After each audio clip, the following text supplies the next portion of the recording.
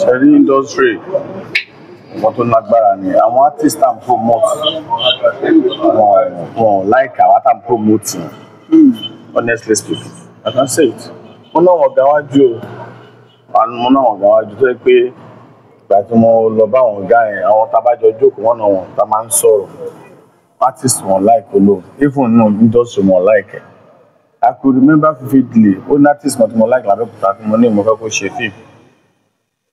ọjọ́ tí ìkan nínú àwọn superstar kan l'Abẹ́òkúta yìí tó gbọ́ pé òun tá ló fún lóko lọ ṣe fíìmù ó dẹ̀ increase owó yẹn from 150,000 to 250. tó fẹ́ gbà kó lè kópa nítorí pé ó gbọ́ yí pé ọwọ́ òun tá ló ti gbó tó fi ń ṣe fíìmù. Èmi kàn dóko tá a ti fẹ́ ya ibẹ̀ Ìdíòrè abúlé Ìdíòrè lọ́nà Èkó mo kàn dé bẹ́ẹ̀ yẹn Mídé wà nù fíìmù Mídé Madness so àtọ́kọ ẹ̀ Secret Ndodo Ọ̀làkà náà wà yá pàṣípàǹdà kan báyìí ní Ọ̀làkà ló ń gbà ẹ̀ white náà wá sóko yẹn ní Ìdíòrè ọ̀nà kí ló ṣẹlẹ̀ ẹni tí a fẹ́ pè mí I don't want to mention wọ́n á ní wọ́n sọ fún ọ pé ẹ fún òun lówó ní ẹfẹ ìlú ìsìn ó lè jẹ́ níta fẹ́ fi sí ni ohun Ọlọ́run ní ìràwọ̀ ẹ̀fẹ́ lò so àtòrí pé ó gbọ́ pé wọ́n fún ẹ lówó ẹ̀wọ̀n kí ẹ̀ máa ní ó wá fún ẹ wá àdòwò mọ̀ ṣe ti orúkọ bẹ́ẹ̀ ṣé wọ́n rọra wọn lọ́wọ́ nìyẹn. Marketers and promoters mi náà wà tí wọ́n dájú before they help artists afẹ́bàṣọ ṣẹ̀wọ̀n tó máa ń béèrè díẹ̀ lọ́wọ́ olórin onítíátà díẹ̀ lọ́wọ́ promoter and artist ṣe ti understand gbà yẹn wọ́n máa fẹ́ bá sùn àtòdì kó fine ṣe ti understand wọ́n rẹ̀ ti ń bá sùn á máa force ẹni ẹ̀ ní àwọn other people lórí láti lò ó pé ẹ pé alágbájá pẹ̀lú kíní yìí náà ẹ ṣe kíní kan ṣe understand nǹkan mẹ́rin máa ń ṣẹlẹ̀ but most of it àwọn artists lè máa blame yes artists lè máa blame now so because tó bá dára àwọn lójú wọ́n ní láti máa sell ara wọn pé nítorí they want to do this yes nígbà tó mọ̀ pé ọmọ kan yìí ń ṣe ó sì dá wọn lójú likewise me tí mo ṣe padà sí school mo ní mi ní bribe lecturer I said this and I mean it so àná mo ṣe dé láti school wọ́n bẹ́ẹ̀ dé mi mo ní mi ní bribe lecturer màá kàwé yes mo dẹ̀ mí ní so wọn school tí mo dẹ̀ lọ́nà very strict school wọ́n pé wọ́n rán iṣẹ́ so ó bá wọ UTF. ẹ ti dá mọ́ pa sílé ìwé ọlá ti wà gbùrùgbù ti wà àdúrà ti gbà. wọ́n ní torí pé padà sílé ìwé ìpínlẹ̀ tó fẹ́ join òṣèlú ni wà. no I'm already in politics no ẹni tó bá ń sọ yẹn kàn sọ ti ẹ ṣe wà ní òṣèlú already. yes now since 2013 no ẹni tó bá ń sọ yẹn kàn no nígbà tí olóòwò bàbá ọba kan tó bá padà sílé ìwé at that age so àwọn kan wà ní 50+ ẹni nǹkan á máa sọ pé that's just it bó ṣe jẹ́ nìyí. Bàbá tí a bá wò àwọn àpò YouTube ti dé social media ti dé in general iṣẹ́ tí wọ́n ti ń ṣe láti àìmọye ọdún sẹ́yìn bó lẹ́yìn náà ṣe wá mú wọ́ àbẹ́yìn bá wọn kópa nù à ń lo social YouTube. àlò sọmọ pé èèyàn gbọ́dọ̀ máa trend pẹ̀lú nǹkan tó bá ń ṣẹlẹ̀ náà ni mọ́ṣínù Ajíkíolú TV ó wà. Ajíkíolú TV. Orúkọ mi ni Wòlíì Israel Ọládélé Ògúndípẹ̀ Genesis Global Alore TV ẹ máa wò. Orúkọ mi ni I'm Chief Aremu Bamboye Lukman Ajíkíolú so that's my name. So ayẹyẹ ọjọ́ ìbí tí ẹ ń ṣe lénìí inú àrò ló bọ́ sí ẹ sì ẹ fẹ́ ṣe lọ́rùn tí ó lápẹẹrẹ olórí mùsùlùmí ń bọ̀ àfáà ńlá ń bọ̀ àtàwọn tó jẹ́ ọ̀rẹ́ àti ojúlùmọ̀ eléyìí kí ni nǹkan tó mú eré díẹ̀ wá ló fà á. Actually, I'm a Muslim. That's first thing. And today is my birthday date, ọjọ́ ìbí mi. So, if you ask many people, they know that's how I'm always doing it. So, I can say I inherited this from my mom. So, Yeleba, so Yami, not a man ṣe fún mi. And said,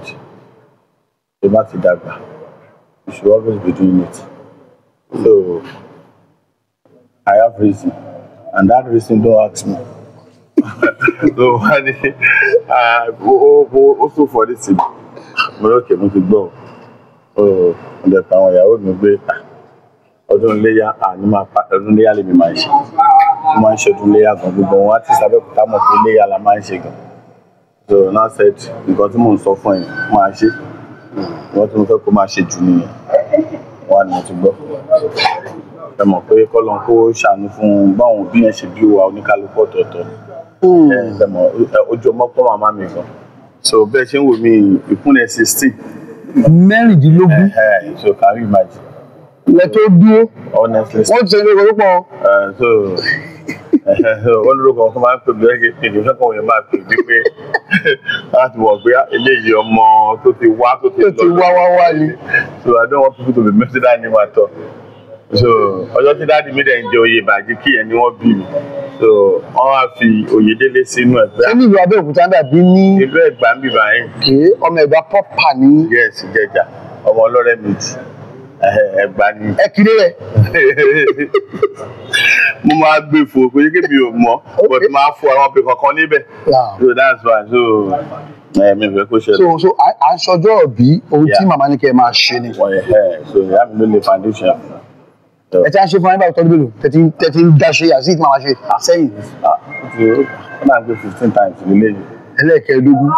olóògùn Ọlọ́run ẹ ṣe bí 90. aláwọ̀ mọ̀ha. ẹ ṣe 100. aláwọ̀ mọ̀ha. nínú ọlá ni o àti àlàáfíà tó pọ̀ dáadáa. àmì ọlọ́. ẹ ní ọ̀kan àwọn tí wọ́n ń ṣe onígbọ̀wọ́ àwọn òṣèré ní àti àwọn ní tíátà àti olórin. iṣẹ́ sinimá lè ní iṣẹ́ tíátà lè ní níbo lẹ bá dé. I want to talk of industry. Industry lágbára gan. So ìpèníjà tó wà ń bẹ ó pọ̀, you understand? So ṣẹ́rí industry wọ́n tó lágbára ni àwọn artist and promote wọn like àwọn tá promote honestly speaking I can say it. Mo náà wọ̀n gáwájú o mo náà wọ̀n gáwájú tó yẹ pé ìgbà tí mo lọ bá àwọn ọ̀gá yẹn àwọn tábàjọ jókòó wọn náà wọn tá máa ń sọ̀rọ̀ artist wọn like olóhùn even no industry wọn like I could remember vividly ó ní artist kan tí mo like l'Abẹ́òkúta tí mo ní mo fẹ́ kó ṣe fíìmù ọjọ́ tí ìkan nínú àwọn superstar kan l'Abẹ́òkúta yìí tó gbọ́ pé òun tá ló fún olóko lọ ṣe fíìmù ó dẹ̀ increase owó yẹn from 150,000 to 250. tó fẹ́ gbà kó lè kópa nítorí pé ó gbọ́ yí pé ọwọ́ ọ̀pọ̀gbọ́n tá ló ti gbó tó fi ń ṣe fíìmù èmi kàn dóko tá a ti fẹ́ ya ibẹ̀ Ìdíòrè abúlé Ìdíòrè lọ́nà Èkó mo kàn dé bẹ́ẹ̀ yẹn mi dé wà nù fíìmù náà mi dé madness so àtọ́kọ ẹ̀ síkírásì sí dódó ọ̀làkà náà wà yá pàṣípàǹdà kan báyìí ní ọ̀làkà ló ń gbà ẹ̀ white ó náà wá sóko yẹn ní Ìdíòrè ọ̀nà kí ló ṣẹlẹ̀ ẹni tí a fẹ́ pè mí I don't want to mention wọ́n á ní wọ́n ti sọ fún ọ pé ẹ fún òun lówó ní ẹfẹ ìlú ìsìn ó lè jẹ́ níta fẹ́ fi sí ni ohun Ọlọ́run ní ìràwọ̀ ẹ̀fẹ́ lò so àtòrí pé ó gbọ́ pé wọ́n fún ẹ lówó ẹ̀wọ̀n kí ẹ̀ máa ní ó wá fún ẹ wá àdòwò mọ̀ ṣe ti orúkọ bẹ́ẹ̀ ṣé wọ́n rọra wọn lọ́wọ́ nìyẹn àtẹ̀ṣe ẹnìyẹn náà dẹ̀ up to today ó sì máa dúpẹ́ lọ́wọ́ ṣé sì bọ́jà ó dẹ̀ bọ́jà ó bọ́jà náà because ẹnìyẹn ló gbà ó make sure pé at least pé òun fẹ́ ṣe kọ́mọ yẹn mọ̀ ẹ̀dẹ̀mọ̀ pé ayé ìgbà yẹn náà àwọn fíìmù kan tí ò bá ti ṣe dáadáa wọ́n máa lọ tà lọ́jà wọ́n máa fi mọ́tò lọ tà so I was very shocked nígbà tó fóun ti realize 800 mi ó yà mí lẹ́nu gan ó ní òun kan gbé fáwọn èèyàn pé. bàbá ohun tí a máa ń gbọ́ lọ́pọ̀ gbàdá ní àwọn promoter àwọn marketer àwọn ní òde mú àwọn lọ́wọ́ àbẹ́yàn báwọn tiẹ̀ kó bá wọn ṣe fíìmù dandan náà àwọn gbowó jù. nǹkan yẹn náà máa ń béèrè ètò sáàtìfìsì àwọn ṣẹ́ta rẹ̀ ti ṣe náà a kó síbẹ̀ but kò kàn move mi kò ẹ̀mọ̀ kékeré ní ìhòòdà bí a ṣe máa ń ṣe sọ̀rọ̀ lórí kan náà àwọn editor mi ló máa ń gbé sí abẹ́yìn ní ò fara sí ni. ẹ mọ̀ pé Nàìjíríà ta wà yìí iṣẹ́ kan gbọ́dọ̀ làyàn mọ́ èèyàn lè jókòó sórí iṣẹ́ kan ṣo tó bá jókòó sórí iṣẹ́ kan ṣo ẹni á dẹni àná tó bá ní ṣe kan lọ́dún gbọ́dọ̀ máa wọ̀ gbà kí ló tún dowó we move to that thing.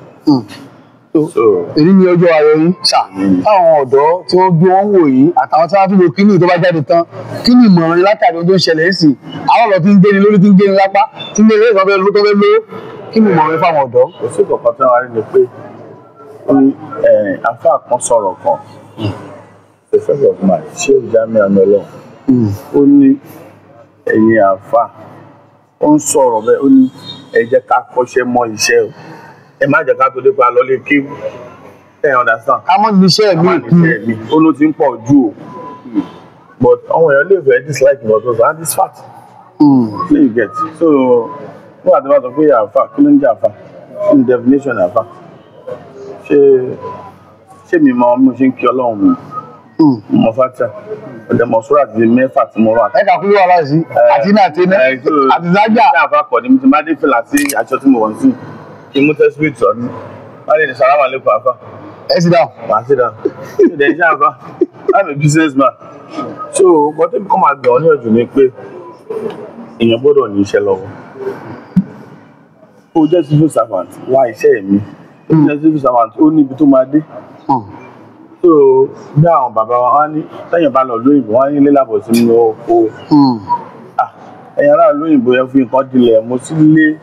ẹ bá dùn lẹ̀ máa bá so that's just it. orúkọ mi ni Alhaji Àbáyọ̀mí Alápá Òtúkókó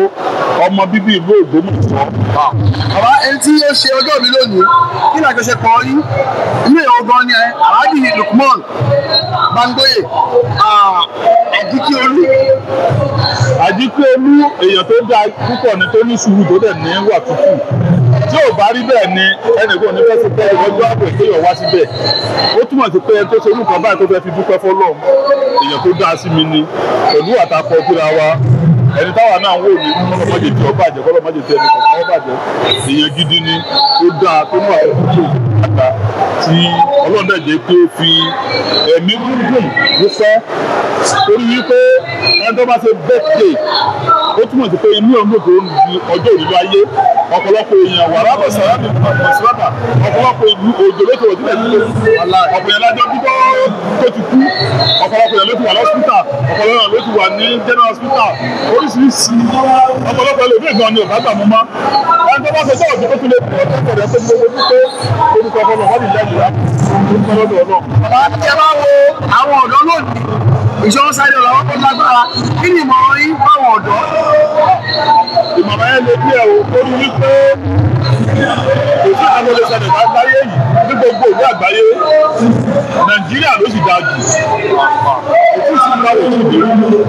ṣùgbọ́n tẹ́lẹ̀ ní òyìnbó ẹ̀dẹ̀ tó ṣòro títì láti ẹ̀ tó ṣòro títì Nàìjíríà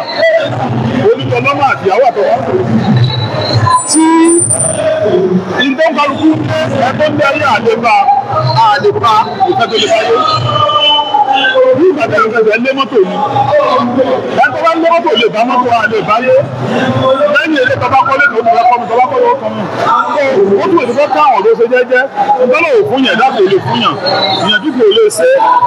gbogbo bí àbájá ìlú náà padà dálẹ̀ náà ni àwọn tó lówó lánàá dà Abíọ́lá dà bẹ́ẹ̀ àbẹ́ máa dárúkọ ó ti pọ̀ jù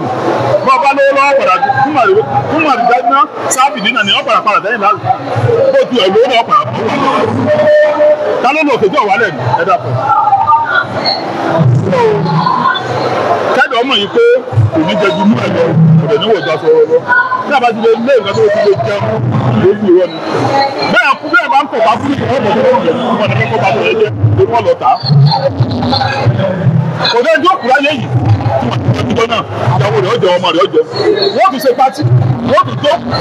ó lè kú ẹ̀. orúkọ mi ni Michael Abímbọ́lá Olúwaṣeun Àkàndé ẹ̀fì ẹ̀ẹ́dẹ́gbẹ́ kan. Ajíkíolú tí wọ́n ṣe birthday lẹ́yìn bóun lè fi jẹ́ sùn olú ìwọ̀n gan ni wọ́n. ẹ kì í sọ báyìí Ajíkíolú ṣe púpọ̀ lọ́rọ̀ mi ẹ̀gbọ́n mi náà jẹ́ mo ti mọ̀ wọ́n sìn for the past 20 years mo gbé pẹ̀lú wọn ní ìlú Abẹ́òkúta yìí dáadáa at least mo gbé pẹ̀lú wọn for good màá sì lè kà ṣáà mo sì lè ka bí i 3 sí 5 ọdún tẹ́lù yẹn tí màá kọ́ sí ní ìnáwó àtúntò ní máṣe mo lè wá kí n lọ ọdún kan kí n tó sá lọ gbòòrò nǹkan Èkó lè mi bèsì ọdọọdún ni máa bá wọn ṣe ayẹyẹ ọjọ́ ìbí wọn tí mo ti máa wà bẹ́ẹ̀ kí a lè wíṣì fún wọn wọ́n tún ṣe mí lórí rẹ̀ wọ́n tún ṣe mí sí kí ni wíṣì fún wọn. kọ́lọ́run kó jọ nínú àánú ẹ̀ tó pé èèyàn dáadáa ni bàbá ni mo lè pè lẹ́gbọ̀n tó yẹ pé a mentor a lot in my life and mo dẹ̀ mọ̀ pé gbogbo ọ̀dọ́ bá tún súnmọ́ wọn náà wọ́n á lè sọ nǹkan tí mò ń sọ yìí àdìgbò òṣèlú tó máa náwó tó lè fẹ́ kó náwó tó bá rí ẹ ní èmi tó bá rí pé okùn ọ̀dọ́ ọba kan á níyà o serious kí ló ṣẹlẹ̀ á make sure pé mood yẹn change ló lè jẹ́ kó mọ̀ pé báyìí ló yà lọ gba báyìí wà á tún bọ́ sọ́nà yẹn so èèyàn tó dání so mo dẹ̀ gbàdá àgbà fún ìwà mi lọ́rọ̀ ẹ̀mí ẹ̀ kọ́lọ́ má tètè jẹ́ kí èrè mi ti ẹ̀ mọ́ yẹ but èèyàn tó wá mọ iye ẹ̀ tó ti lọ so he has been a very good father brother uncle to me and I love him so much mo like him gan adẹ̀ máa ń jà ìdílé ìjẹta a ṣì ń jà ó ní àwọn ń dé wọ́n máa dé ní wájú ọwọ́ sàn wọ́n máa dé ní ọwọ́ kiri kan èèyàn bí ìlú àti tètè máa bẹ́ẹ̀ jà o àbí yé ṣẹwàá ìdè débi sẹ́wọ̀n mo ti débi mo jẹ́ náà bọ́ débi because nǹkan tó ń bẹ̀rẹ̀ yẹn náà kò tí pọ̀ tẹ́lẹ̀ wọ́n lè ṣe nǹkan lẹ́kọ̀ọ́ ní church mi wọ́n máa wá ilé tọ̀gbọ̀n ní gbogbo àwọn èèyàn mi wà níbi ìjọ ẹ̀kọ́ lè tẹ̀síwájú pé always come and worship with me so we have a very good friendship and rapport. Thank you.